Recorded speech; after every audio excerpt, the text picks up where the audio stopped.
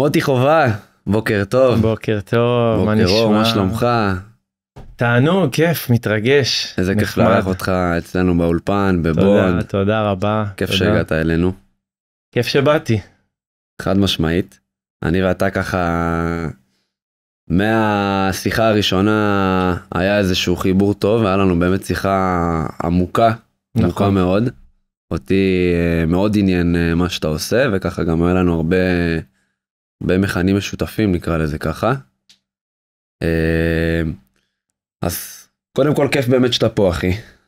וגם אמרת לי ככה שאתה מתרגש, אתה רגיל לעמוד מול קהל רגיל לעמוד מול קהל, וגם כאילו, אתה יודע, העולם הזה זה שלי, אבל פתאום שאתה עושה משהו עבור עצמך ומספר את הערך שלך, זה אחרת, זה אינטימי, זה מרגש, אני עכשיו לא מביים משהו עבור מישהו, אלא אנחנו פה בשיחה, חד משמעית. במפגש שהוא חשוב. נכון, חשוב מאוד. בגדול, כן. אני מאוד התחברתי באופן אישי למה שאתה עושה, וגם כמו שאמרתי לך בטלפון, אני חושב שזה נוגע בהמון אנשים. נכון. אז בוא באמת ספר לנו רגע, מי זה מוטי חובה? אז קודם כל, נולדתי בבת ים, כל החיים שלי הייתי על במה, התעסקתי בתיאטרון מגיל קטן, מהרגע שאני זוכר את עצמי זה לשיר, לשחק, לעמוד על במה מגיל מאוד צעיר, לך לבית ספר יסודי, חיקויים, מופעי סיום, כבר שם בכיתה ו' וח' זה לשחק ולביים את החבר'ה ולכתוב ולעשות את החיקויים של המורים, זה שלך, זה כאילו אתה נולד עם זה, וידעתי שזה מה שאני רוצה לעשות. לימים אחרי זה מגמת תיאטרון בבת ים, בתיכון שזר בבת ים, שזאת מגמת תיאטרון הייתה באמת מפוארת. וזהו, ואז כאילו הרעל הזה של הצבא ולהיות קרבי, קצת הזיז את המקצוע הצידה. היית קרבי בצבא? הייתי תומך לחימה, אבל בוא נגיד שהיה לי שירות משמעותי מאוד, עשיתי גיבוש קרבי של סטילים דבורים, ובסוף התמיינתי למה שנקרא מנוען לוז, זה בעצם הצוות הטכני של שייטת 13. וואלה. ומהר מאוד כבר הגעתי להדרכה, ותכף גם נדבר על זה היום בפודקאסט, כמה העולמות העסקיים, כמה עולמות של הדרכה, תעסוקה, הם מקבילים לעולמות הבמה. ואני גם מדבר על זה בפודקאסט, איך בעצם הדרכה, או איך במאי, הוא משיק למפקד, או משיק לתפקיד ניהולי. כי נכון שתמיד אומרים, החיים הם במה, וכולנו שחקנים, שזה משפט נורא גדול, אבל אם אתה יורד לרזולוציה רגע אמיתית, אתה עכשיו נמצא באיזשהו כובע אחר, אני אולי מדבר כעצמי, אבל בכל פעם שאנחנו נמצאים בפוזיציה ניהולית בחיים, או הדרכתית, אנחנו שמים על עצמנו איזשהו כובע, איזושהי מסכה. מסכה, כאילו יש לה קונוטציה שלילית הרבה פעמים, אתה אומר, מסכה זה לשקר? לא, אתה שם על עצמך איזשהו תפקיד. שם בחיל הים, כאילו, מה שנקרא, חונכתי כמדריך, כמנהל, ושם כל האיכויות של ההדרכה והניהול הגיעו, אני בגיל מאוד צעיר כבר, פיקדתי על קורסים של הצוותים הטכניים של שייטת 13, קורסים של, זה נקרא באמת בית ספר לוז, שירות סופר משמעותי, סופר ערכי, שמהשורש מלמדים אותך את עולמות ההדרכה, זה עולם מטורף, אם זה NLP, ואם זה שפת גוף, ואם זה להבין בכלל, לא רק מה אתה מעביר, אלא איך אתה מעביר, וגם על זה היום אנחנו נדבר. זהו, נכנסתי לקבע, הייתי בגיל 21 כבר עם משרד ורכב ומאות חיילים, וזה היה, באמת חונכתי בחיל הים בעולמות האלה, וזזתי מהמשחק. אבל כמו שאמרתי לך מקודם, שהעולם הזה הוא בתוך הבטן שלך, ואתה לא יכול להתחמק ממנו. אני מאמין שייעוד של בן אדם, הוא תמיד יישב לו בפרצוף. גם אם אתה מזיז רגע הצידה את הייעוד שלך, כמה זה נכון. ברמה המסורתית, ברמה הקרמטית, קח את זה לאיזה עולמות שאתה רוצה, כמה שלא תזיז, תזיז את זה רגע אחורה, זה כמו שכאילו, זה תמיד יחזור. הכדור הרי הוא גלגל, נכון? זה תמיד יחזור. תמיד הוא יחזור אליך. חד משמעית. תזיז, הייעוד שלך תמיד יבוא. אז הזזתי. אמרתי, לא, אני שירות קרבי, אני בקבע, אני מפקד, אני רוצה החוצה, אני רוצה כסף. בעולם של משחק. אין יותר מדי. וגם שם, מה אתה חושב שעם כל הקשיחות שלי כמפקד, לא פתאום ביימתי, ועשיתי שם סרטים בחיל הים, וחיקויים. וצחוקים וסטלבט. מטורף, שלא נדבר בכלל על אתה רואה אותי עכשיו, מחייך וזה, אתה תשאל היום את החיילים שלי, אם חיילים שלי רואים את הפודקאסט, זה המפקד הכי קשוח שהיה להם בחיים. וואלה. אתה יודע, אתה רואה אותי עכשיו מחייך וזה כזה, אבל אפרופו דמות, אפרופו רגע לשים על עצמך איזושהי דמות ערכית ופיקודית, הייתי המפקד הכי קשוח שם בתולדות, לדעתי. וואלה. כן. ולימים מה שנקרא עם כל מה שנקרא המסכה הפיקודית ששמתי, כן ניסיתי לזוז מזה מהעולם של המשחק, ויצאתי החוצה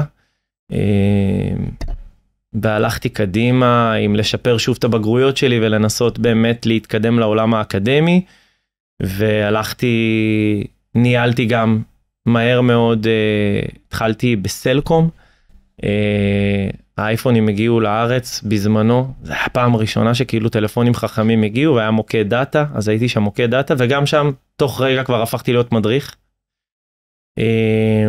ואחרי זה לימים הפכתי להיות מנהל בידיעות מגזינים, ידיעות אחרונות, והנושא הזה של כל פעם, המעבר הזה בין מדריך, מנהל, שחקן, מדריך, מנהל, שחקן, זה תמיד אותו ארגז כלים, זה תמיד אותו ארגז כלים, אני מנהל, אני מדריך, אני מעביר מסר, אפרופו כל העולמות האלה של עמידה מול קהל, אבל עוד פעם הכאב בטן הזה של המשחק.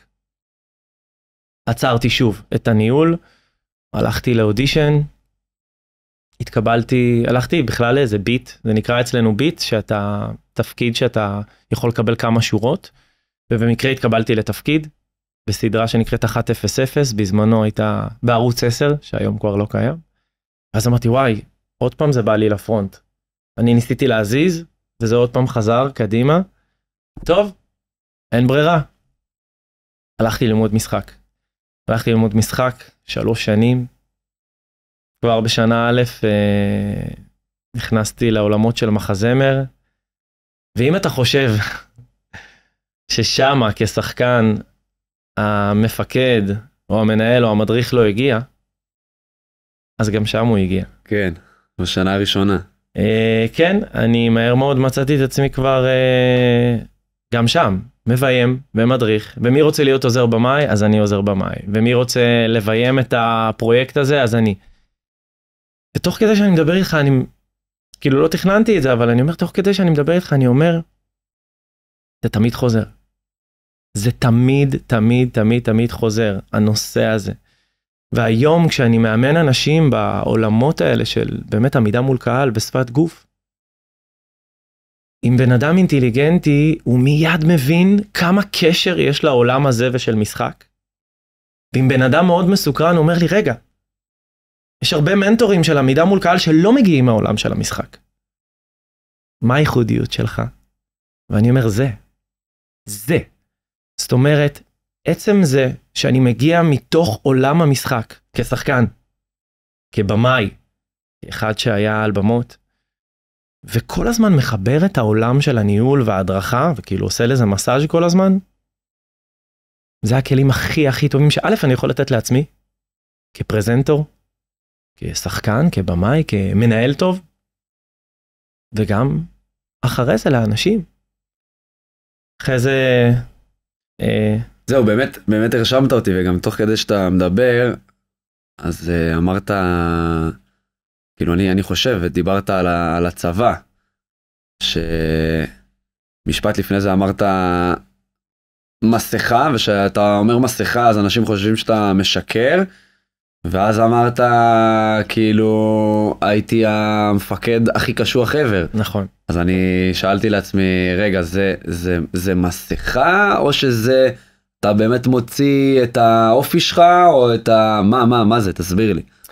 אז אני אגיד, בגלל זה אמרתי מסכה ומיד הסתייגתי, כי מסכה, שוב, יש לה קונוטציה שלילית. במסכה אתה הרי מתחבא מאחורי מי שאתה.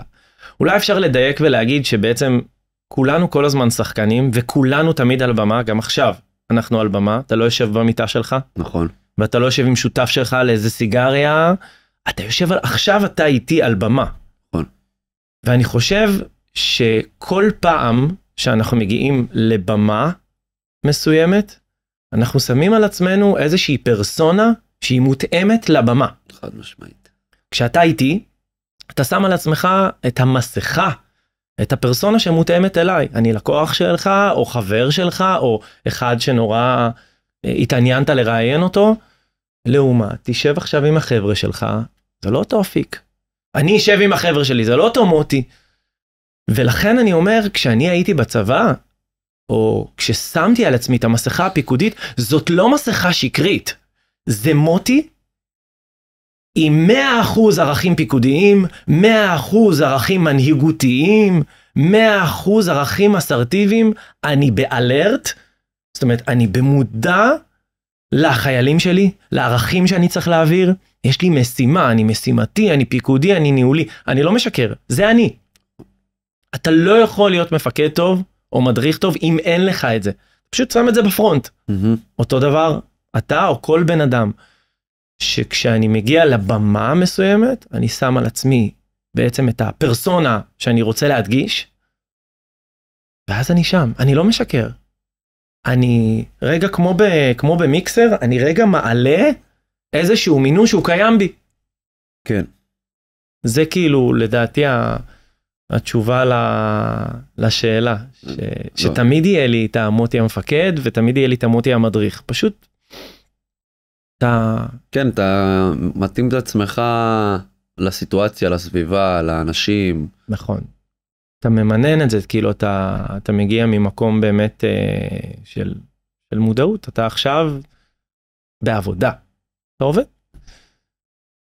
בוא נדבר באמת על עיקר מה שאתה עושה, אוקיי? על עיקר מה שאתה עוזר, נתקן את זה. באמת הכאב המרכזי של האנשים שמגיעים אליך, שזה באמת פחד מלעמוד על במה.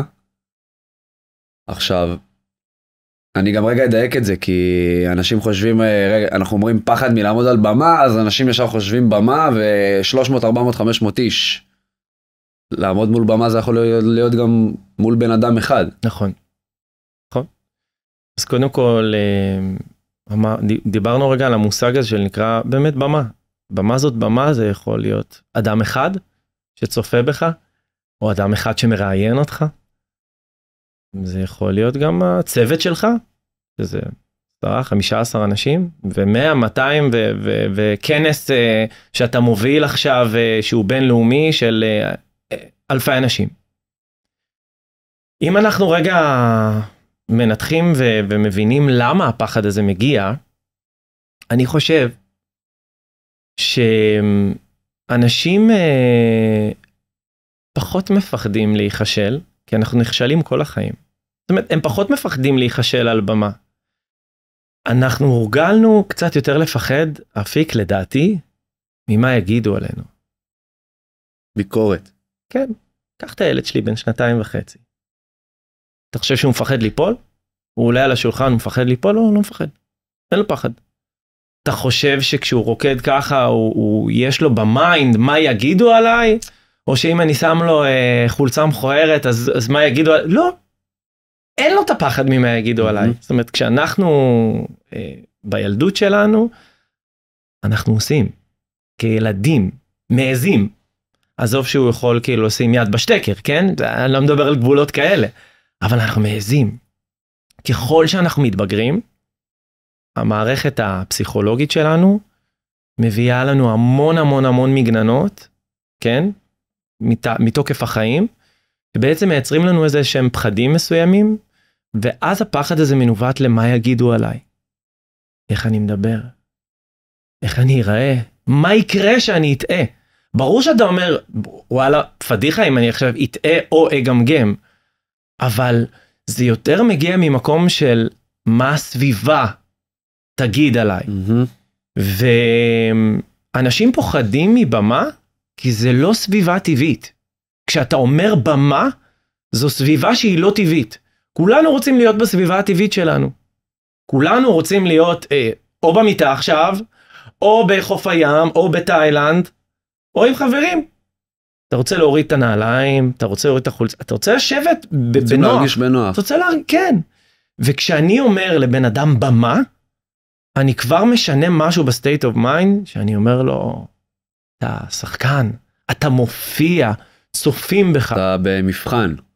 ואז המבחן הזה מייצר פחד, ומייצר לחץ, והוא כאילו מביא הרבה טעויות שאנשים עושים, ואולי גם הטיפ הראשון, זה כבר להגיד אותו, שלשנות את הסמנטיקה. לשנות את הסמנטיקה. זאת אומרת, כשאני היום הולך למפגש במה, או שאני הולך היום להרצאה, או לרעיונות עבודה, ואנחנו נדבר על זה, אז יש לי שתי אופציות בסמנטיקה. אני עומד על במה, או אני היום הולך לעשות פודקאסט, או היום אני הולך לרעיון עבודה, הולכים לבחון אותי, להשתמש בסמנטיקה של בחינה, שמייצר מלא לחץ, לבין להתחיל להשתמש בסמנטיקות של חוויה. אני היום הולך לדבר עם אפיק. אני הולך לדבר עם חבר שלי. אני הולך לדבר על משהו שאני אוהב. אני היום אולי הולך לחברה שאני הולך לעבוד בה. היום אני הולך להתעניין בחברה שתמיד חלמתי עליה.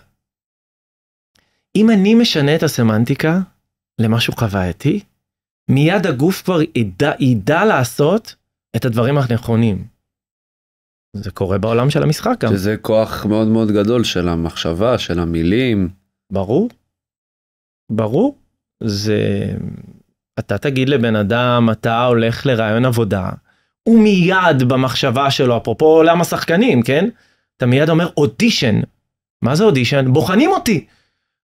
ואם אני לא אהיה טוב, ואם אני אהיה זייף, ואם אני לא אהיה בסולם, ואם אני אשכח את הטקסט. אותו דבר בן אדם שבא לרעיון עבודה. ואם אני אגיד משהו שלא, ואם הוא ישאל אותי שאלה שאני לא ידע לענות עליה, אם אני נמצא בפוזיציה שבאים לבחון אותי, זה לא טוב.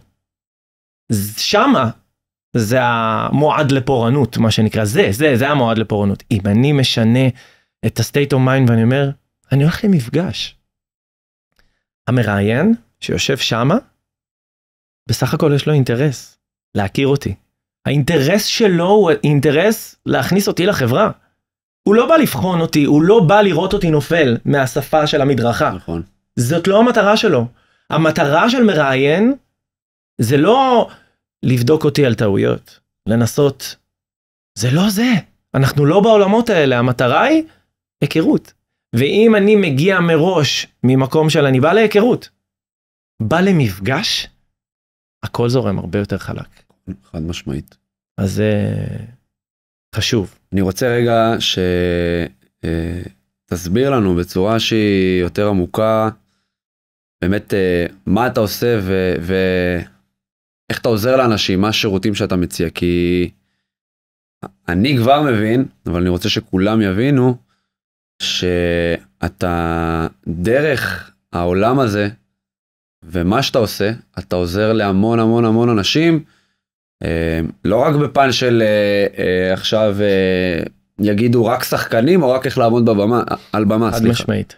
אתה עוזר בפן העסקי, אתה עוזר בפן האישי, אתה עוזר בפן החברי, כי זה בסוף, זה משהו שכל אחד, כמו שאמרת, במה היום זה יכול להיות עכשיו מפגש שלי מול, סתם אני זורק, מפגש מול חבר שלי, שאני לא מרגיש ממנו בנוח, ואני לא הייתי איתו בטוב, ואני רוצה לבוא ולהביע את עצמי בצורה מסוימת. סתם עכשיו ככה עלה לי, באמת. אז בוא באמת ספר לנו ככה לעומק, ככה על המעגל הזה שאתה נותן. אז בגדול, מה שאני עושה זה באמת נוגע בתחומי החיים. זאת אומרת, אני לא נוגע רק בשחקנים. דרך אגב, רוב הלקוחות שלי הם לא שחקנים. אני יכול להכין היום כבימאי, שחקנים לאודישן או whatever, אבל רוב הלקוחות שלי שמגיעים לעולמות האלה הם בכלל לא שחקנים. זה אנשים שמגיעים מעולמות שאנחנו מכירים, זה יכולים להיות עורכי דין, במבחנים אחרונים, במבחני פרזנטציה, מבחני לשכה, כל מיני מבחנים שהם עולמות הפרזנטציה. זה יכול להיות אנשים שבסך הכל רוצים להגיע לרעיונות עבודה ולא מבינים למה הם נכשלים פעם אחרי פעם. יכול להיות שאנשים מבינים שהם כבר מנהלים, הם כבר בתוך החברה, ופתאום נוסף להם כובע פרזנטטיבי. עכשיו אתה מנהל צוות. עכשיו אתה גם הולך להעביר את הבריפים היומיים, ועכשיו גם חלק מהגדרת התפקיד שלך היא להעביר פרזנטציה. ואותם אנשים נכנסים לסטרס היום, ואני מדבר איתך אפיק על מנהלים, על מנכ"לים, על מנהלים בכירים, שמול העובדים שלהם הם שם דבר. הם שם דבר. אבל כשהם באחד על אחד איתי, הם אומרים לי, מוטי, אני מפחד מלהעביר את הפרזנטציה, אל תיתן לי להעביר פרזנטציה. ושם אני נכנס לתמונה. אני נכנס לתמונה במובן הזה, דרך אגב גם במובן האישי והזוגי, נדבר על זה, ואני בעצם קודם כל מרגיע את הרוחות. קודם כל אני פוגש את הבן אדם, ואנחנו עושים תהליך, אנשים שבאים אליי בהתחלה, אמרו לי יאללה, בוא תן לי טיפים, בוא נצלם, בוא תן לי לעמוד על במה, ואני יוצר, ואני אומר במפגש הראשון, תעצור. קודם כל, אני רוצה להבין, האם אתה מבין את האיכויות שלך כאפיק. אני רוצה שאתה תגיד לי קודם כל, אם אתה בכלל אתה מאמין בעצמך, זו רגע מה הם יגידו עליך. אני קודם כל מנסה להבין, האם אתה מאמין בעצמך? האם אתה יודע איזה ערך יש לתת לך כאפיק? איזה ערך יש לך לתת לי? איזה ערך יש לך לתת לעובדים שלך? ואז עוצרים ואומרים, וואו, רגע שנייה. ופתאום מבינים, שאנחנו יושבים על חומר נפץ של חסכים, של חוסר הערכה עצמית. של אני מכוער, אני שמן, אני מגמגם, יש לי קול ציף, יש לי קול בס מדי, אני שונאת את הקול שלי, אני בולע מילים, אני מוריד עיניים. פתאום אנחנו מבינים שאנחנו יושבים על חומר נפץ של חסכים, שהם אלו שעוצרים אותנו באמת מפרזנטציה טובה, מלתת באמת את מה שאנחנו, ואז שם אני רגע עוצר, ואני קודם כל מנקה את כל המגננות ואת כל החסכים, במובן רגע הרגשי והפסיכולוגי, ואומר תעצור, תבין מי אתה, תבין כמה איכויות יש לך, וזה הנקודת פתיחה שלנו, ומשם אני יוצא לדרך. ואז אנחנו שואלים את עצמנו, מה אנחנו רוצים להשיג? האם אני רוצה להשיג את הרעיון עבודה הבא? האם אני רוצה להשיג את המבחן לשכה הזה, או את הפרזנטציה הבאה שלי? האם אני רוצה בכלל להשיג זוגיות? מה אני רוצה להשיג? אני בונה בנק של מטרות, וכמו שעושים עם שחקנים לשחקנים, אנחנו תמיד אומרים לשחקנים, כאילו בימאי תמיד אומר לשחקנים, מה הרצון העל שלך? ותפרט לי אותו לפעולות, כי אתה יכול להגיד, אני רוצה להיות מיליונר. אוקיי. בסדר. אני רוצה שיהיו לי 1,000 לקוחות. אני רוצה שבית הפודקאסט שלי יהיה הכי מוכר בארץ. בסדר, אתה רוצה. לרצון צריך להדביק פעולות. כשרצון יתממש, צריך להדביק לו פעולות. מה אני עושה עבור הרצון הזה? איזה סק של פעולות, באיזה סך פעולות אני משתמש כדי להגיע לרצון הזה? ואז אנחנו לוקחים את הרצון שלהם, אם זה רצון מיידי, של אני רוצה להצליח עכשיו בדייט הזה, ברעיון עבודה, ואנחנו בונים לו פעולות. מה אני עושה כדי, באותה שפה, מקביל לזה, אני בונה איתו את השפה שלו, את השפה התקשורתית. אני מנסה לזהות, האם יש לו בעיה בדיבור, האם הוא מדבר בטון חלש מדי, בטון גבוה מדי, אני מנסה לעזור לו קודם כל בשפה ובטון הדיבור, ובמקביל, בודק איתו באמת מה הפעולות שלו, מה הוא רוצה באמת לעשות ולקדם. אנחנו עובדים בתהליך. אם זה תהליך ממוקד של 4-5 מפגשים, אם זה תהליך ארוך, או אם זה תהליך נקודתי. ואז, בתוך התהליך הזה, צומחים שחקנים, צומחים אנשים שפתאום אומרים, וואי, פתאום אני אוהב את עצמי. ומשם זה מגיע, כשאתה תאהב את עצמך, ואתה רגע תרגיש ביטחון, באיך שאתה מדבר, באיך שאתה מוצג מול המצלמה, אתה תשיג הכל. הכל. מה באמת הטעות המרכזית, נגיד שאנשים בעצם חושבים שהם יכולים להתגבר על הפחד הזה לבד? מה הכוונה? כאילו... הכוונה שאני מאמין בגלל שאנשים מפחדים, ובגלל שאנשים באמת עם לצורך העניין אני אקח את זה נגיד באמת לעולמות שלי, עכשיו, שאתה נגעת בי, זה שגם אני לצורך העניין, פעם הראשונה שבאמת הצטלמתי וזה היה פה, זה סיפור שאני מספר הרבה,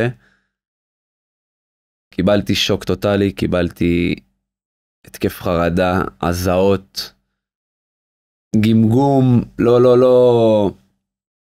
עכשיו אני חושב שהרבה אנשים, גם כמוני ועוד פעם, וזה גם מה שאני חושב שכל כך מיוחד במה שאתה עושה, כי אתה נוגע עם בן אדם, אתה נוגע בכל כך הרבה עולמות, אתה יכול לעזור לכל כך הרבה אנשים.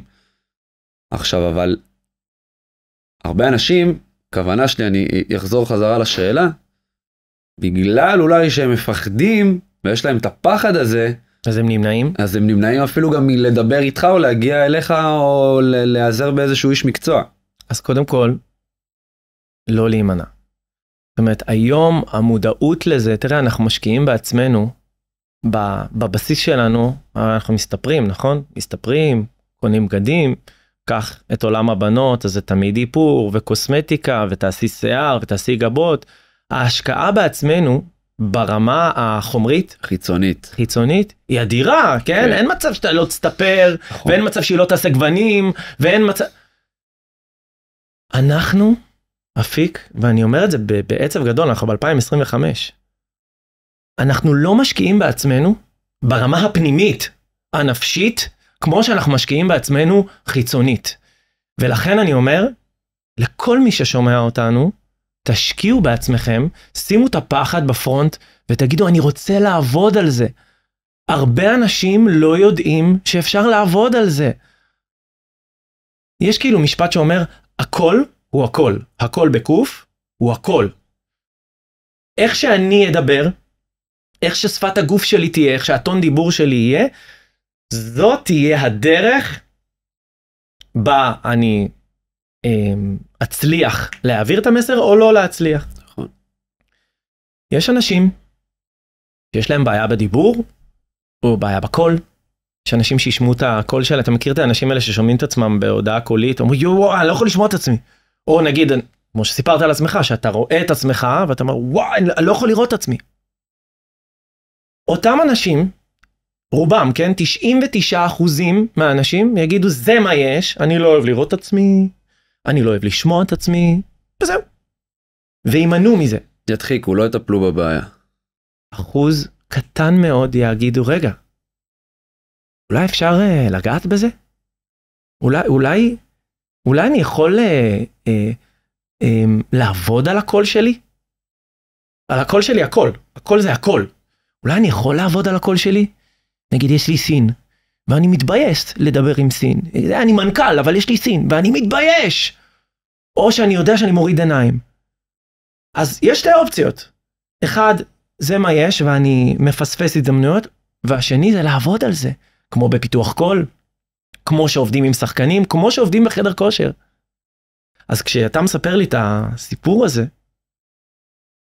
אז אותו אפיק רצה לגעת בזה, ורצה לעבוד על זה, ורצה רגע להבין מאיפה זה נובע. וכשאתה עובד על זה, ברמה של פיתוח קול, ברמה של עובדים עם בן אדם כמוני, או כל בן אדם שתבחרו, זה לגעת בזה, לשפר את זה, ולהפוך את עצמך לדגם משופר יותר, שלא תגיד, איכס, אני לא אוהב לשמוע את עצמי, או איכס, אני לא אוהב לראות את עצמי. מה עשית בזה? זרקת את עצמך לפח. נכון. אז יש לי סין, אז אני מוריד עיניים, אז אוקיי, אז לא ירוויחו אותך? לא ירוויחו את הידע שיש לך? אז כן. אז אני אומר לאנשים, do it, כאילו תטפלו בזה, בוא נעבוד על זה, כמו בחדר כושר. שדרך אגב, זאת הנקודת חולשה שלי. כאילו, חדר כושר? אני מת לעבוד בחדר כושר, ואני לא עושה את זה. לא עושה. אותו דבר. אני יכול לעשות את זה? יכול. יכול לגעת בזה, יכול, זה דורש הסתכלות על עצמך במקומות הפגיעים, זה דורש מוטיבציה, זה דורש התחייבות לתהליך, ולא הרבה אנשים עושים את זה, לא הרבה אנשים אוהבים להסתכל לחסכים שלהם בעיניים ולהגיד, אני אטפל בזה. וזה מה שצריך לעשות. מתי באמת הבנת שככה כל מה שאתה עושה וכל הכלים וכל נגיד עולם התיאטרון הוא משליך למה שאתה עושה היום, שזה עוזר לאנשים בפן העסקי ואיך לגשת לרעיון עבודה ואיך להגיש פרזנטציה, וזה יכול להיות גם בפן הזוגי ודייט ובפן האישי, בסביבה, בכללים, חברים. מתי הבנת שמה שאתה עושה משליך להכל? אני חושב שההבנה לזה הגיעה בשלב מאוד מוקדם, כי העולמות האלה הם משיקים. זאת אומרת, עצם זה שאני שחקן בנשמה, או במאי בנשמה, אתה מתעסק באנשים, כל הזמן. שחקנים, למה השחקנים הם תמיד התאהבו בהם, תמיד הם יצליחו לקבל הרבה דברים, כי הם יודעים להביע את עצמם, שחקנים, יודעים להביע את עצמם, הרבה יותר מאדם שהוא לא שחקן, כן? וגם במאי, גם כשהייתי מביים, או גם כשהייתי מנהל או מפקד, תמיד אתה נוגע באנשים. זאת אומרת, כשאתה משחק, אתה נוגע בנפש האדם, אתה שואל שאלות, מי הדמות? מה היא רוצה? איך אני מדבר? אתה כל הזמן במודע לדברים שאנשים לא מודעים אליהם ביום יום. אתה מודע בשלב הראשון כשחקן, לשפה, לדיבור, לעמידה, לאיך אני עומד, איך אני נראה. אתה קודם כל במודעות. אותו דבר כבימאי, אתה במודעות לשחקן, איך הוא הולך, איך הוא מדבר, היי, אני לא מבין אותך, הדיקציה שלך היא על הפנים, או אני לא מאמין לך. אז עצם זה שאתה במקצוע כל כך מודע לאנשים, אז מיד אתה מבין שזה עולמות שהם משיקים, כי כשאני בעולם של משחק ובימוי, אתה מבין שאני מומחה באנשים. לא איזה גאון הדור, אבל אני מומחה באנשים. ואז אתה מבין כמה העולמות האלה כל הזמן מתחברים. כל הזמן. אז גם כשהייתי מפקד בצבא וגם כשהייתי מדריך, זה תמיד היה מעבר, זה לא היה רק מפקד, זה תמיד היה עם עוד ערך. כשאני מביים זה תמיד עם עוד משהו. כשאני משחק זה תמיד עם עוד משהו. תמיד הרגשתי את זה. תמיד זה היה שם. שהעולמות האלה מגבילים. שרעיון עבודה זה קצת משחק. מה אתה חושב? שזה שמראיין אותך, אין לו משפחה? אין לו ילדים? הוא לא קיבל עכשיו איזה שיחת טלפון מאשתו, ואולי רב איתה עכשיו? או אולי גם הוא חווה איזושהי חרדה רגע? אולי זה הרעיון הראשון שלו, אולי הוא לא רוצה לעשות את זה. מה אתה חושב? שאין מישהו אחר במקביל מאחורי הדבר הזה שנקרא מראיין, שהוא לא חווה את אותם דברים שאתה חווה? כולם. וזה גם מחזיר אותי אחורה לתחילת השיחה, שזה רגע שינוי בפרספקטיבה, שאנחנו צריכים לשנות את התפיסה בנושא הזה. איך אתה עוזר? בוא באמת רגע נתחיל לרדת לעומק.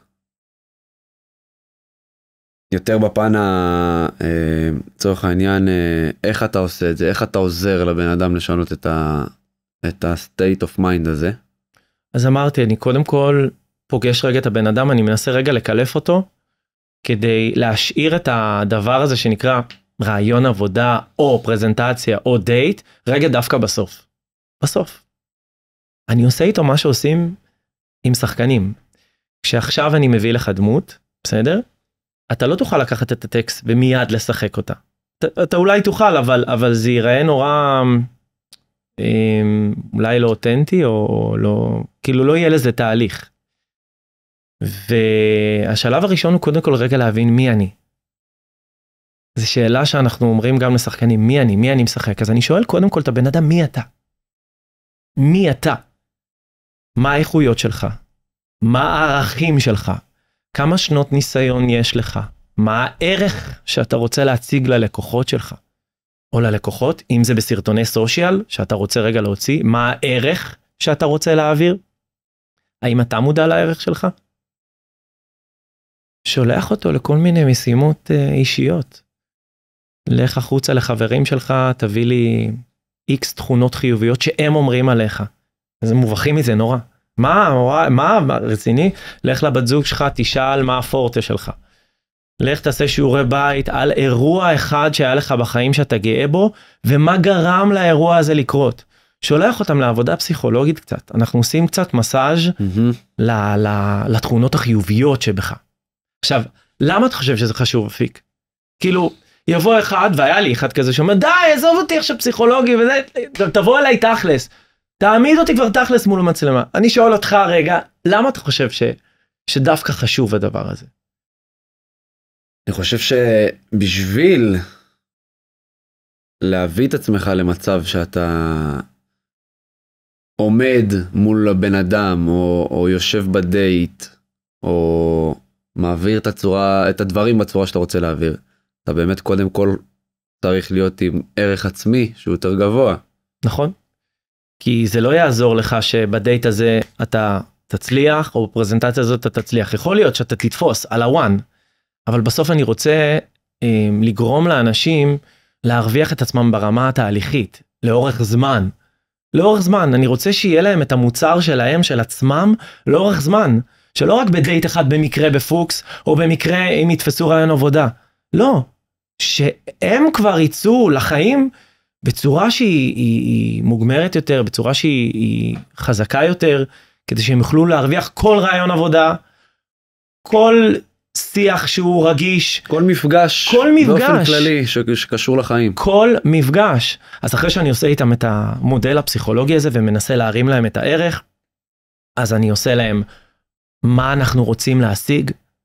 אנחנו בונים רצון, ואנחנו בונים בנק של פעולות לטובת הדבר, ואז אני נותן להם ממש כמו שחקנים, לעשות מולי, פעם אחת להיזרק למים, ולעשות או את הסימולציה הזאת, אם זה דייט, אם זה פרזנטציה, אם זה רעיון עבודה, עוצרים רגע, ואז אני מזהה יתרונות חסרונות. את היתרונות אני רגע שומר ומחזק, ואני אומר לך, אפיק, שים לב, שאתה סתם אמרת לי שאתה לא ורבלי, אתה ורבלי. שים לב שיש לך קשר עין מדהים.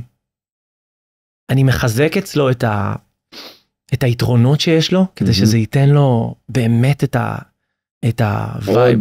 כן? עוד ילחץ על הגז. ואז אני אומר לו, אבל, שים לב שאנחנו צריכים לעבוד על 1, 2, 3, ואז על זה אנחנו עובדים. ואנחנו מתחילים לעבוד על זה. ברמה הפיזית, אם זה לשפר טון דיבור, אם זה לשפר שפת גוף, ואנחנו עובדים על זה גם ברמה הרגשית. ומתחילים לתרגל, ולתרגל, עד שבסוף התהליך, אחרי כמה מפגשים, אני מצלם אותו בסימולציה, אם זה רעיון עבודה, פרזנטציה, דייט, ואנחנו צופים בזה ביחד. ואז הוא מעביר ביקורת על זה. ואני שואל אותו, כבר כאחד שעברת את התהליך, מה אתה חושב על עצמך? ואז הוא כבר מתחיל להגיד, וואי, פתאום הורדתי את הזה, פתאום אני עושה ככה. אחד הכלים היפים ביותר, שלא מלמדים אותנו את זה, זה לתת ביקורת רגע על עצמך. הרי העולם הזה של המצלמה זה לא עולם טבעי. אתה מכיר את זה שיש מסעדות שאתה אוכל, ויש פתאום מראה? פעם אחת ישבתי במסעדה, זה לא קורה הרבה, שפתאום מולי פה מראה, אחי. עכשיו, נשבע לך, אני אוכל ואני מסתכל, אני רואה מראה, פתאום אני קולט איך אני אוכל. אתה אוכל, אתה נראה שאתה אוכל. מי יודע איך הוא נראה שהוא אוכל? מי יודע איך הוא נראה שהוא אוכל? נכון, זה לא דבר טבעי ששמים לך רגע מראה, או זה לא דבר טבעי ששמים לך מראה שאתה מתקלח, או בריב, או בסקס, או לא משנה מה, קח את כל הסיטואציות הטבעיות, ושים מראה. ואז תעצור רגע ותסתכל, ופתאום אתה תגיד, פתאום כשאני אומר פיי, אז המנח דיבור שלי, השפה שלי עושה כזה דבר, ופתאום כשאני אומר סין, פתאום יוצא לי כזה, ופתאום שאני אומרת אותיות מסוימות, וואי, לא שמתי לב ולא שמתי לב שאני עושה את זה, ולא שמתי לב שאני עושה את זה, ולא שמתי לב, פתאום אתה במודעות בפרונט. אפרופו צבא, כשאני הייתי בצבא, שאני הייתי מעביר מסדרים, הייתה לי תנועה לא רצונית, שהרגל, לא שמתי לב לזה, רגל ימין שלי הייתה מרצדת, אחי. אני פתאום מסתכל על המבטים, ואני רואה שאנשים צוחקים, ואני לא מבין מה זה, אפילו לא הרגשתי את זה. אני מוריד את הראש, אני רואה שהרגל שלי, מהתרגשות, כתנועה לא רצונית של הגוף, מרצדת. יש לנו הרבה תנועות לא רצוניות, שהן הפרזנטציה הראשונית שלנו. וכשאנחנו צופים במצלמה, כשאנחנו נותנים ביקורת על עצמנו, אנחנו יודעים מה לשפר. ורוב האנשים לא יודעים איך הם נראים, איך הם מדברים. רוב האנשים לא עושים פודקאסט, רוב האנשים לא מצלמים את עצמם, אלא אם כן באמת רשתות חברתיות. שדרך אגב, זו גם נישה ספציפית, כי אני מצלם את עצמי במקום מודע. היי חברים, אני רוצה לספר לכם על. לא. בוא נראה דווקא מצלמה שאת בריב עם בעלך. שאת דווקא מדברת על נושא שהוא לא בזון שלך.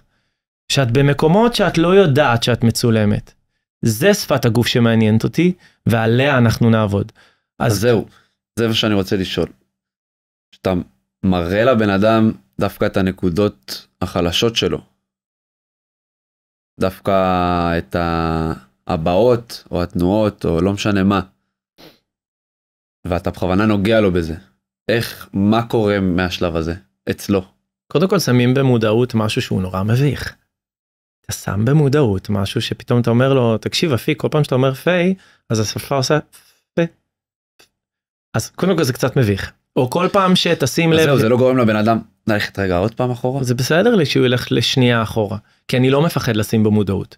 מודעות זה דבר חשוב. מודעות זה דבר חשוב. אמרנו שאנשים צריכים לדעת שהם יכולים לעבוד על המיומנות הזאת שנקראת עמידה מול קהל. הם יכולים לעבוד ואף רצוי. אז כדי לעבוד, קודם כל צריך לשים בפרצוף. קודם כל צריך לשים מראה. שים לב שאתה. זה לא ממקום מעליב, זה ממקום של זה אתה. מקום, נכון. זה מי אתה. עכשיו, אנחנו לוקחים את שפת הגוף שלך, ואנחנו משייפים אותה. אנחנו לא מורידים. אנחנו לא אומרים, זה לא לעשות. אני אף פעם לא אומר, אל תעשה את זה, אל תעשה את זה. לא, כי זה חלק ממך. אבל אנחנו קודם כל שמים במודעות, ואז יש שתי אופציות. או שאני שם במודעות ואני אומר, רק תהיה מודע לזה. רק תהיה מודע לזה, וזה אומר, אוקיי, ורק תהיה מודע לזה. רק תהיה מודע שאתה מדבר עם הידיים. רק תהיה מודע שכשאתה מדבר ברעיון עבודה, אתה נורא אוהב לשחק, כי יש לך קשב וריכוז, כי אתה משחק עם המפתחות. תהיה מודע לזה. אז קודם כל מודעות זה שלב ראשון. אני שם לבן אדם את המודעות כדי שהוא ידע לנהל אותה. בסדר? ואחרי זה, אם אני רואה שזה משהו מהותי, שיכול להפריע לו ברעיון עבודה, או בפרזנטציה, או בדייט, אז אנחנו מנסים להגיד, אוקיי, תראה, שים לב ששפת הגוף שלך צריכה להיות מנוהלת. אל תבוא מיד ותתחיל תופף לו על השולחן, או אל תבוא מיד וכל הזמן תשחקי בשיער, אלא תנהלי את זה. ברור שיש שפת גוף שהיא לא רצונית, שהיא תבוא במוקדם או במאוחר, אבל אני מתחיל לעזור לו לנהל את שפת הגוף שלו. וחלק מזה שאני שם לו את זה במודעות, עוזר לו להבין איך לנהל את שפת הגוף שלו ברעיון העבודה, או בכל סיטואציה שהיא. זאת אומרת, השלב השני זה באמת כבר נקרא לזה הסקת מסקנות ופעולות. נכון, פעולות ממש, על לעבוד, על הדברים הטובים שיש לך, ועל הדברים שאתה צריך רגע להיות מודע אליהם, עשה ואל תעשה. איך אנחנו יכולים בעצם לנהל את שפת הגוף שלי, במפגש, נקרא לזה במפגש, החשוב לי. מפגש חשוב, כמו שאמרנו, יכול להיות כל מפגש חשוב. כמו שאמרתי, הנה, זרקת לי מקודם על החבר. כן, יש לנו הרבה פעמים שיחות אמוציונליות או כאבי בטן כאלה, שאתה יושב שעות עם עצמך, אתה אפילו יכול לא להירדם בלילה, ולהגיד איך אני אומר לו את זה. איך אני אומר לה את זה. איך אני אומר פעם ראשונה את הכאב בטן שלי, ואתה יכול לא להירדם כל הלילה. ועל זה צריך לעבוד. חד משמעית. לפני שנגלוש רגע, כי אנחנו גם רוצים לתת כאן הרבה ערך למאזינים, לצופים, אני רוצה לשאול אותך באמת, מה ייחודי בך? מה ייחודי במוטי? מה מיוחד במה שאתה עושה בתהליך שלך ביחס אנשים אחרים בשוק שלך? אז כאילו, זה כבר מביך אותי, כי כאילו, הרי זו פעם ראשונה שאני ככה מדבר, תמיד נמנעתי מזה, כאילו אף פעם לא רציתי היית במאחורי הקלעים. להסתכל על מצב ולהגיד, חברים, בואו, ואני, עם כל זה שאני שחקן וביטחון עצמי וזה, לא הרגשתי אף פעם כאילו בנוח להגיד, אני רוצה להגיד לכם, אני הכי מומחה, אני זה. אז אני חושב שמה שיכול להיות מיוחד בתהליך איתי, זה שאנחנו מדברים על אנשים, שאני מביא איזושהי ייחודיות שהיא לא מגיעה אני המומחה לשפת גוף, ואני המומחה לזה. אני בסך הכל מביא קומבינציה של עולם המשחק והבימוי, לעולם ההדרכה והניהול, ומשלב אותם ביחד. אני חושב שזה משהו שאין הרבה. היום רוב האנשים שמתעסקים בעמידה מול קהל, בשפת גוף, כבודם במקומם מונח, מגיעים באמת מהעולמות האלה של אולי NLP, עולם העסקי. לא תמצא הרבה מוטי חובה שכאילו הוא שחקן, והוא במאי, והוא גם מדריך, והוא גם מנהל, והוא גם זה, ואת כל הצינור הזה הוא מעביר לאותו לקוח, שרוצה בסופו של דבר להיות הוא על הבמה.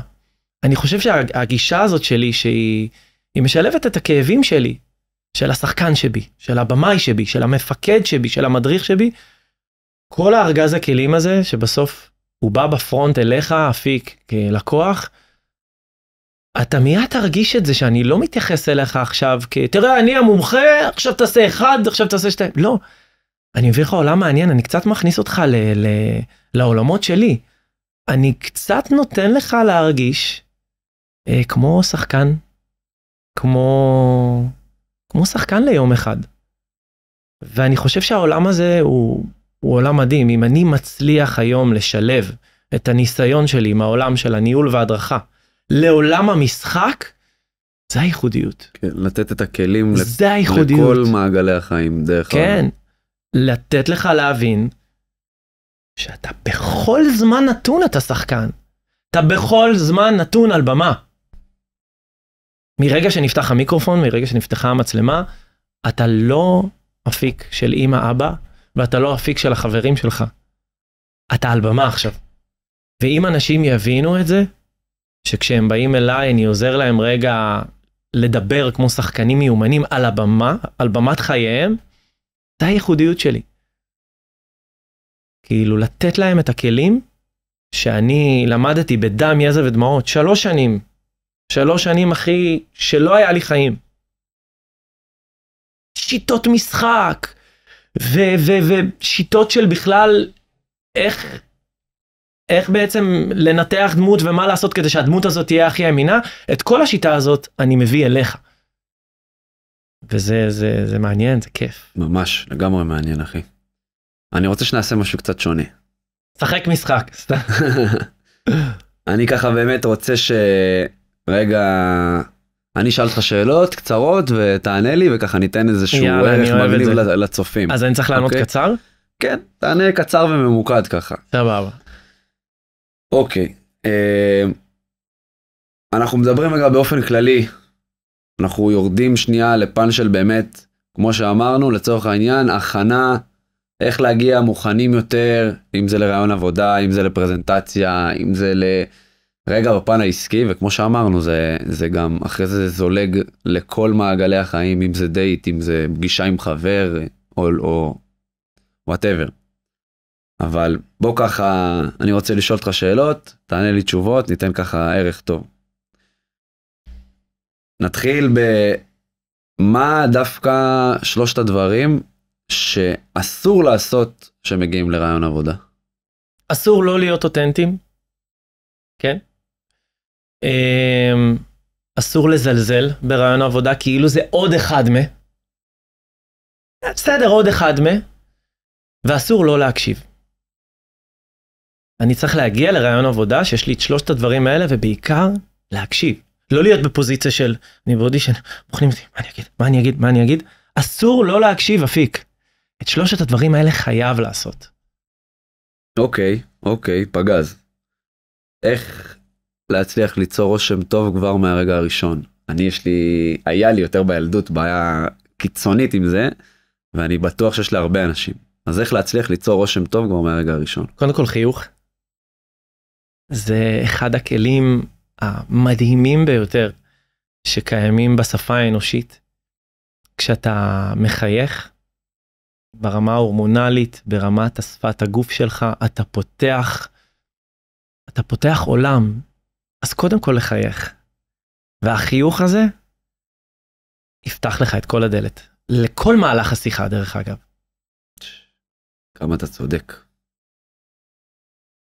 מה השאלות החשובות שאני צריך לשאול את עצמי לפני שאני ניגש למפגש מקצועי, לפרזנטציה, לעמידה מול קהל?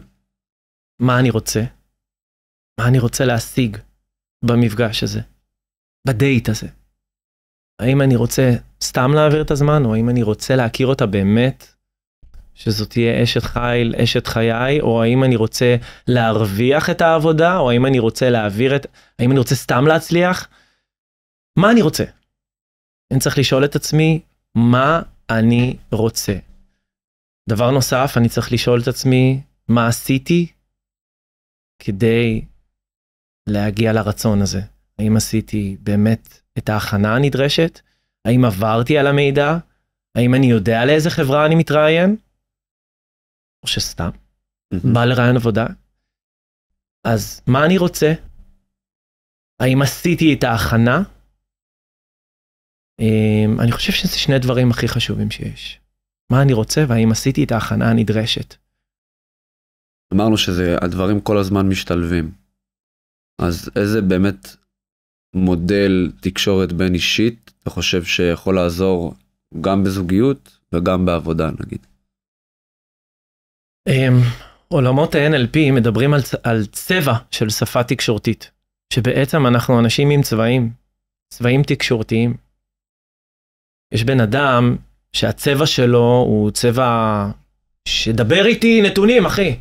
מכיר את האבות האלה שאומרים, לא, דבר איתי כסף, תגיד לי נתונים. ויש אנשים שבצבעים אדומים, חמים, שרוצים לדבר איתך רגש. דבר איתי ברגש. יש אנשים שרוצים לדבר איתך ערכים, אני רוצה לשמוע ערכים, אני רוצה לשמוע לאן זה מוביל את החברה, אני רוצה לשמוע מה החזון. אז אני חושב שאחד הדברים החשובים ביותר בעולמות האלה שמתחברים, תמיד אני אומר לאנשים, תזהו את הצבע של האדם שעומד מולכם, ותדברו איתו בשפה התקשורתית שמתאימה לו. תזהו את הצבע שלו, ותדברו איתו בשפה התקשורתית שמתאימה לו, ככה אתם תוכלו להשיג כל דבר. לא עם כל בן אדם אתה יכול לדבר בצורה תוקפנית, ולא עם כל בן אדם אתה יכול לדבר עם רגש. יש בן אדם שבא לו להקיא כבר מרגש, ויש בן אדם שאומר לך, אפיק תעצור. אתה מקסים, החיוך שלך מדהים, אבל אותי מעניין נתונים. אם אתה תדע לזהות כל לקוח וכל בן אדם וכל דייט, מה הצבע שלו, ואתה תדע לדבר איתו בצבע שלו, אתה תקבל כל דבר בחיים. וואו, כמה אתה צודק, אחי. לא כל בן אדם אני יכול לדבר איתו בצבע שלי. נכון? לא סתם אומרים ברומא תתנהג כמו רומאי. זה כאילו משפט כזה, אתה יודע שאנחנו יותר מדי חורשים עליו, אבל אם תרד רגע לעומקו של המשפט, אתה תבין עד כמה המשפט הזה הוא פרס. זה פרס. כי כשאתה תפגוש בחור עממי, ואתה חייב לשדר רגע את העממיות שלך, אז יהיה מוטי, הבת ימי, שמדבר רגע תכל'ס, אומר, תקשיב, נשמה, אני יודע מה אתה חווה, ואם יש בן אדם שהוא באליטה, שדווקא הוא מתנגד לשפה התקשורתית הזאת, ועושה לו גירודים בגוף, אז בוודאי שאני יכול להביא את מוטי בשפה הגבוהה, מנהל, ואם יש מישהו שרוצה לדבר על רגש, אז אני אומר לו, מדבר איתו ברגש, נוגע לו בנקודות הרגשיות, ואם אני יודע שזה בן אדם שלא מדבר על רגש, והוא רוצה לדבר נתונים, אז אני מדבר איתו נתונים. אומר לו, תקשיב, עשיתי מחקר, ככה וככה, הנה הנתונים שיכולים להשפיע לטובה, הנה המיזם שאני נותן ברמה של הנתונים, ברמה התקציבית, אתה קונה אותו. אמרת את זה ממש יפה, כן. זאת אומרת, בן אדם שמעניין אותו נתונים, אין לי מה לדבר איתו רגש וחזון, דיברנו בפן העסקי. אני רוצה עכשיו למכור את הרעיון שלי, אני רוצה עכשיו להכניס שותף לעסק, אני רוצה עכשיו להכניס משקיע. אני שמח שאמרת את זה, כי זה לא נכון. בן אדם שמדבר שהוא בצבע של נתונים או בצבע אנליטי, זה לא אומר שאין לו רגש. לכולנו יש רגש, כולנו עם פחדים, כולנו עם חסכים, כולנו רוצים משהו, גם אותו בן אדם שרוצה לדבר, הוא בסך הכל מבקש ממך שתעזור לו, לקבל את המסר שלך בצורה קצת יותר טובה. הוא עוזר לו שתדבר איתו בנתונים, זה לא אומר שאין לו רגש. יכול להיות שכשתעזור לו בנתונים, יהיה לו מקום לרגש. הוא יגיד, אוקיי, זה ירגיע אותו, זה יוריד לו את מפלס החרדה, כי הוא רוצה להיות רווחי. אני רוצה להיות רווחי, מעניין אותי רק מספרים. לא, היה לי הפסדים בעסק, אני מכיר אנשים כמוך, היה לי הפסדים, עזוב אותי מכל מיני אתגרים וחוויות. הכל יושב על פחדים הרי. בסופו של דבר הכל יושב על פחדים, הוא מפחד, לכולנו יש פחדים, כולנו ילדים דרך אגב. אז קודם כל אני מדבר איתו בשפה שלו, להוריד לו את הפאניקה, להוריד לו את הפחד, ואז אחרי שהורדת לו את הפחד, ונתת לו את המענה האנליטי, אז הוא יהיה מוכן לדבר איתך ברגש. הוא ידבר איתך ברגש. אבל אתה קודם כל צריך להרגיע אותו בפאניקה. איך היית ממליץ למאזינים להתחיל לשפר כבר היום את היכולת שלהם לעמוד מול קהל? לפנות אליי. לא, באמת, לעבוד על זה. אמיתי, לעבוד על זה. לעבוד על הפנימי שלנו. לעבוד. לא להתייחס לזה בסדר, אני אעבור את הרעיון עבודה. לא. לקחת איש מקצוע, לעבוד איתו, להגיד אני רוצה שתעבוד איתי. כמו שאני מזמין אפיק איש מקצוע, עכשיו יש לי סתימה בבית, רצינית. אני תמיד אזמין איש מקצוע, עכשיו התקלקל לי המכונת כביסה, או יש לי בעיה בחשמל, אני לא אגע בחשמל כי אני לא האיש המקצוע הנכון.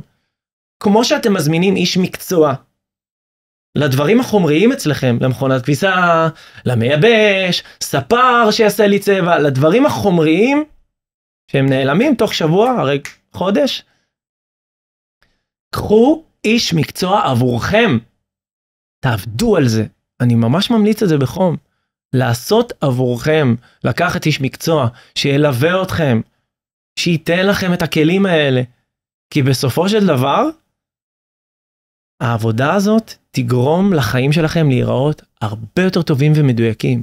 אם בזכות העבודה הזאת הצלחתם להשיג את עבודת חייכם, זה רווח לאורך זמן. אז אתם תשקיעו. אבל אתם תשקיעו בעצמכם לאורך זמן. חוזר רגע קצת אחורה. דיברנו מקודם על רושם ראשוני. ויש פה איזושהי שאלה שגם אותי מעניינת. באמת, מה הכוונה שלך במשפט האח הגדול רואה הכל? וואי, אני מת על זה. האח הגדול רואה הכל, זה שבעצם אני אומר, שכשאתה נכנס לרעיון עבודה, מרגע שנכנסת לדלת, בפואיה, באינטרקום למטה, בשומר, שם זה מתחיל. אנשים הרבה פעמים לא מבינים, שרעיון העבודה האמיתי, לפעמים, במסביב. כן? הם אומרים, אני אכנס לדלת, אני אשחק את המשחק.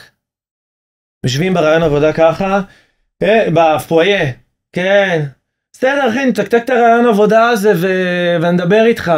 לא יודע, זה איזה חברה, נדבר איתך, נשמה, בסדר? ואז הם נכנסים לרעיון עבודה, היי, נעים מאוד, מאוד חשוב לי.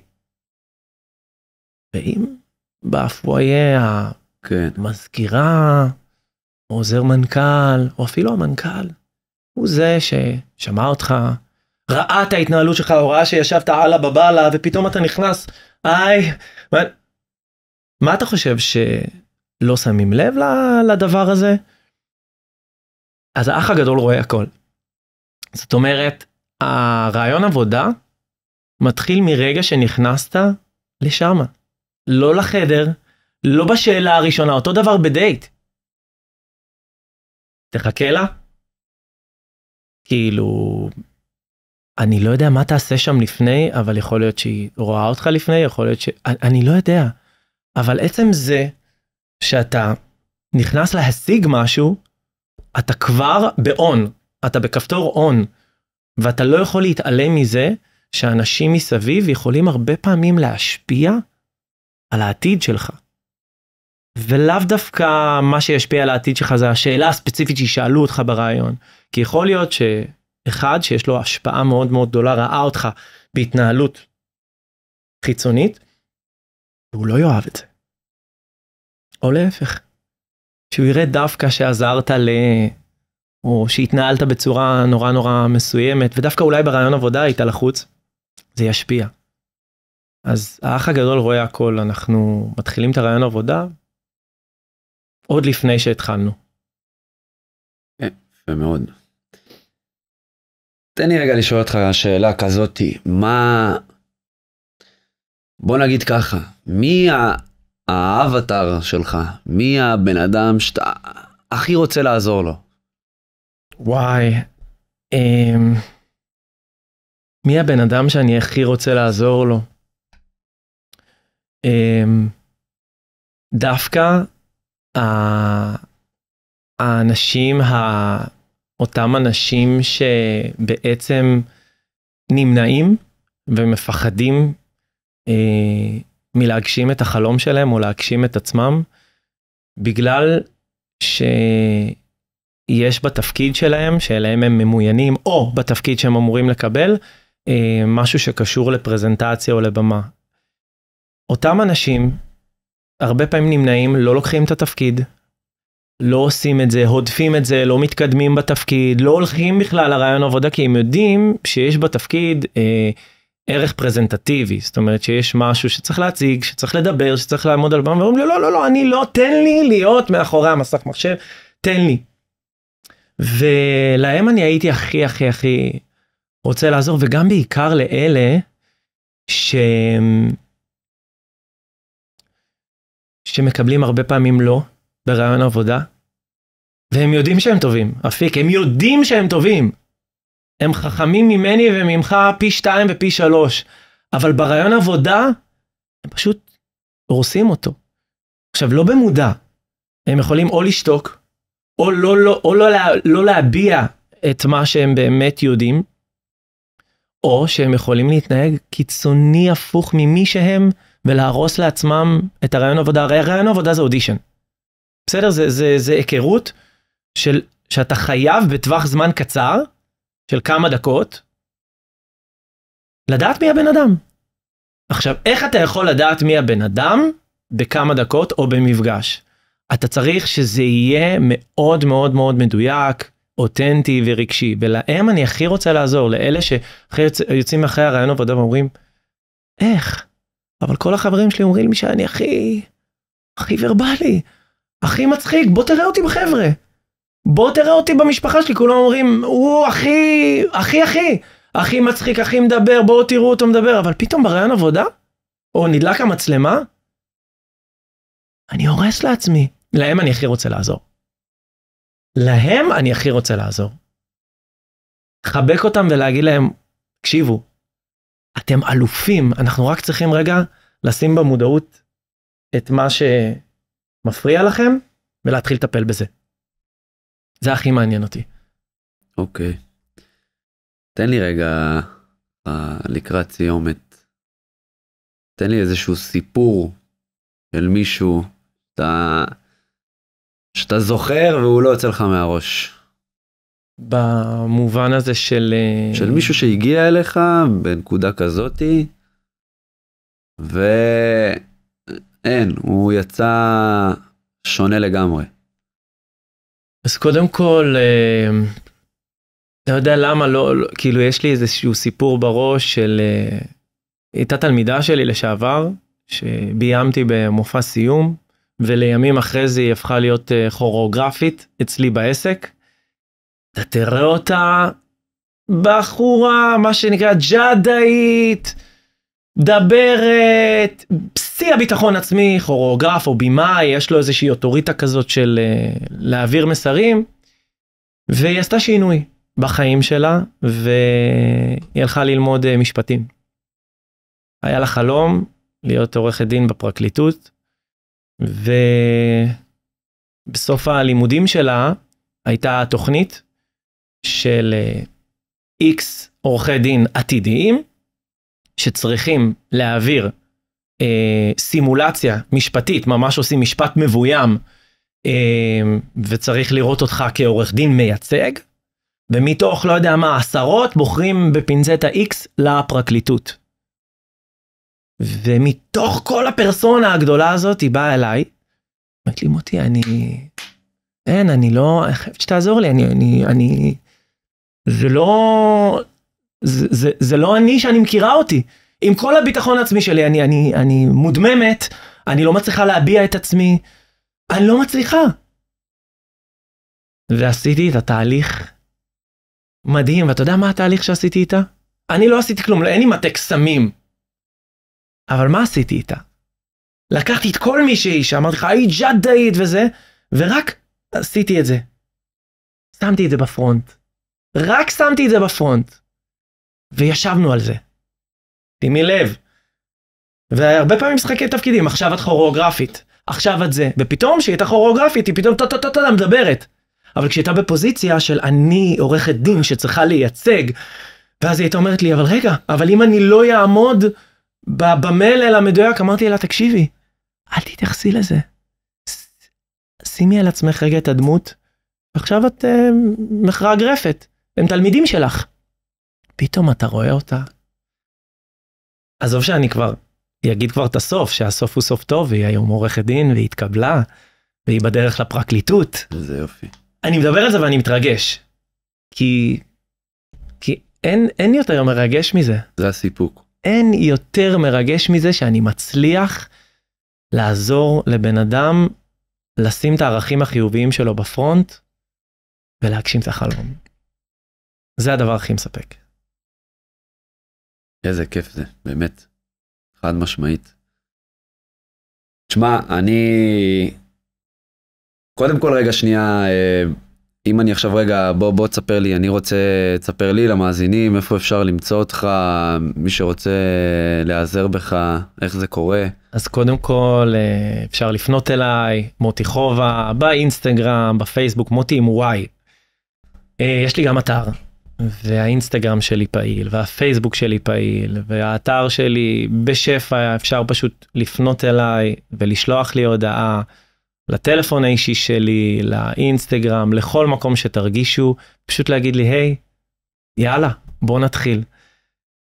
אז מוטי חובה עם וואי, בכל דרך תקשורת שהיא, ופשוט לעשות את הצעד האמיץ הזה, מתחילים בשיחת אפיון, מדברים כרגיל, ללא עלות כמובן, ואחרי זה אנחנו בונים לכם איזשהו מסלול, אם זה נקודתי או תהליכי, ומכאן השמיים הם הגבול להצלחת מה שנקרא, להבאת החלומות שלנו, להשגת המטרות. טוב חברים, אני חייב להגיד שאני ממליץ מאוד מאוד מאוד, ואני ככה אסיים ככה מוטי, ואני אגיד לך באופן אישי אחי שככה אני חייב לפרגן לך, ובאמת להגיד אחי שאתה... אני יושב איתך ואני מקבל ים של ערך וים תובנות, ונתת לנו פה באמת ערך מטורף, שאפשר לקחת לכל כך הרבה, שזה כלים, זה סל, ארגז כלים לכל סיטואציה בחיים כמעט. לגמרי. ורואים שאתה מקצוען, ואתה באמת, ואתה ורבלי, ואתה אתה סופר אותנטי, ברמה שאתה באמת רואים שאתה כל כך טוב במה שאתה עושה, שאתה לא צריך למכור אחי, אתה באמת, זה שם, אתה טוב במה שאתה עושה אחי, ואני חייב באמת לפרגן לך אחי. וזהו, אני נהניתי מאוד. גם אני ממש נהניתי, כן, היה לי ממש כיף. אני שמח. ממש. יופי אחי, אני שמח. יש לך עוד איזשהו משהו קטן שאתה רוצה? לא, נהניתי, ומה שנקרא, השמיים הם הגבול, רק למי שיבחר. חד משמעית. תודה רבה, תודה. תודה נשמה, תודה.